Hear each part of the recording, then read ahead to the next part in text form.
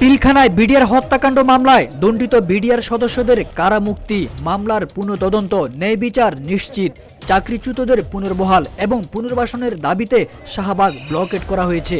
বৃহস্পতিবার চাকরিচ্যুত বিডিআর সদস্য সহ ভুক্তভোগী পরিবারের সদস্য ও স্বজনেরা এই ব্লকেট কর্মসূচি পালন করেছেন। এতে শাহবাগ মোড় দিয়ে যান চলাচল বন্ধ হয়ে তৈরি হয় তীব্র যানজট।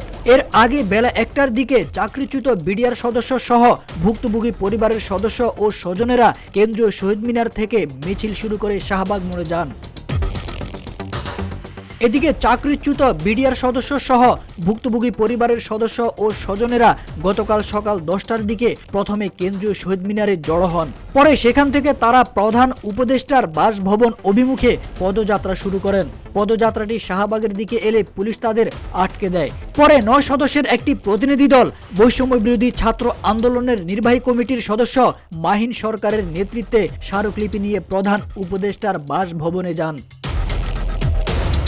স্মারকলিপি প্রদান শেষে মাহিন সরকার সাংবাদিকদের বলেন, কর্মসূচি পালন করা হবে। যদি তারা ন্যায় বিচারের ইঙ্গিত না পান, কোর্ট ও সরকারের কাছ থেকে অফিসিয়াল স্টেটমেন্ট না পান, তাহলে বৃহস্পতিবার শাহবাগ ব্লকেট করা হবে। একই সঙ্গে কর্মসূচি চলমান থাকবে।